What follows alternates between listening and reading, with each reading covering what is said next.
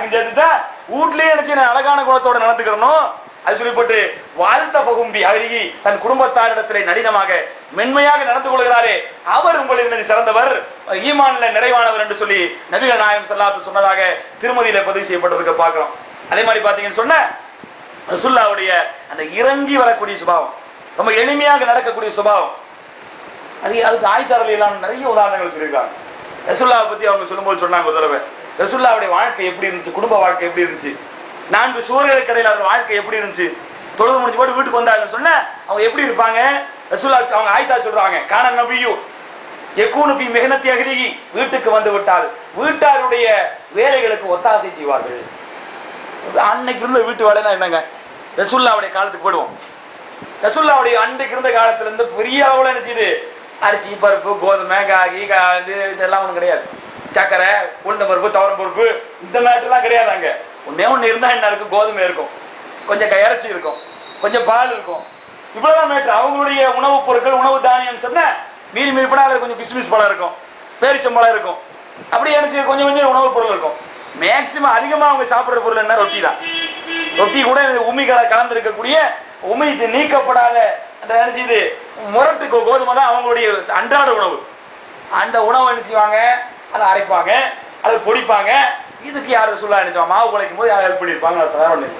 மாவு வீட்டில் மனைவி மாவு குழைக்கும் போது யார் குழைச்சி கொடுத்துருப்பா, ரசூலுல்லாஹ் குழைச்சி கொடுத்துருப்பா. வீட்டு வேலைதான் அதான். நாங்க வீடு சுத்தம் பண்றது, அதை அடுத்து அடுக்கி வைக்கிறது இது இருக்குன்னு சொன்ன அந்த சுத்தம் பண்ற வேலையை உதவி இருப்பாங்கன்னு அர்த்தம். இதை நம்ம செய்வோமா இன்னைக்கு? அப்படியே போய் என்ன செய்வோம், உட்கார்ந்தோம்னா பொட்டாட்டு உட்காரோம், பொட்டாட்டு எஞ்சி வந்துடுவோம். புரிஞ்சல? ரசூலுல்லாஹ் அப்படி செய்யல. என்ன செஞ்சாங்க, அவங்களுடைய உணவு வேலையாக இருந்தாலும் ரொட்டியில மாவு விஷயத்துல கலந்துருக்காங்க. தண்ணி வேணும்னு சொன்னா தண்ணி எங்க வீட்டுக்குள்ள தானே வந்துருமா, நம்ம மோட்டர் போட்ட உடனே நமக்கு கிடைக்கிற மாதிரி ரசூலுல்லாஹ் கழிச்சது. அன்னைக்கு வீட்டுக்குள்ள மோட்டர் சுவிட்சை போட்டு தண்ணி எடுத்தாங்களா, அப்ப என்ன அதுக்குள்ள தண்ணிக்குள்ள உபகாரங்கள் செஞ்சிருப்பாங்க அர்த்தம். போய் எங்க கிணறு இருக்கோ அது போய் எடுத்து கொடுத்துருப்பாங்க. ஆயிஷா நீ போய் எடுத்துருவா, நான் இங்க இருக்கிறேன் அப்படின்னு சொல்லியிருக்க மாட்டாங்க. அப்ப ரசூலுல்லாஹ் நினைச்சு அதையும் செஞ்சிருப்பாங்க. அல்லது ரசூலுல்லாஹ் செய்ய போகும்போது யாரும் ஹெல்ப்பாக பண்ணிருப்பாங்க, நீ கொடுங்க ரசூலுல்லாஹ், நான் கொண்டு கொடுக்குறேன் கொடுத்துருப்பாங்க. தோழர்கள் இருந்தாங்க நிறைய பேர், அப்படிதான் நடந்திருக்கும். இப்ப வீட்டு வேலைகளுக்கு உதவி செய்வார்கள்.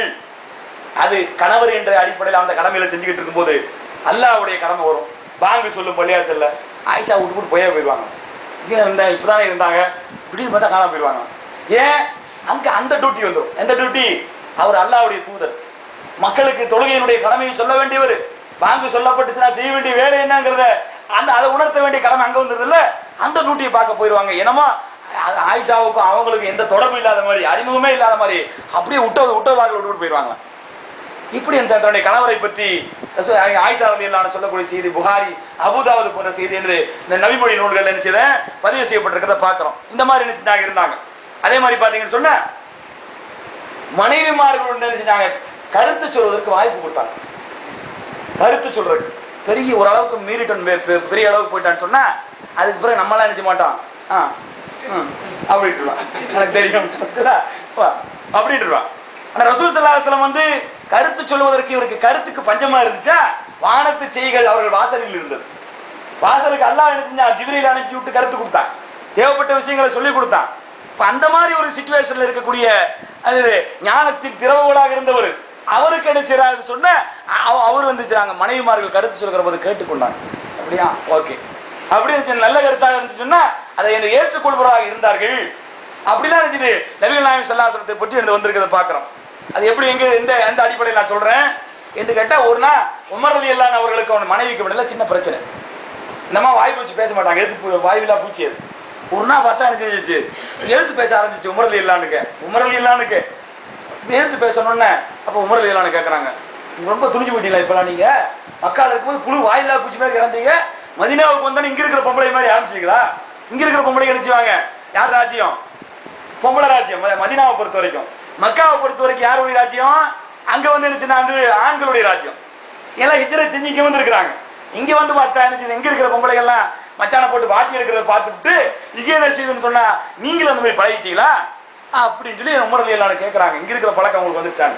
அப்ப வந்து அந்த அம்மா சொல்றாங்க, திருப்பி கேட்கறாங்க, இது என்ன பெரிய பெரிய வேண்டி கிடக்கு, ரசூலுல்லாஹ்வே திருப்பி பேசிட்டு தான் இருக்காங்க மனைவிமார்கள் அப்படின்னு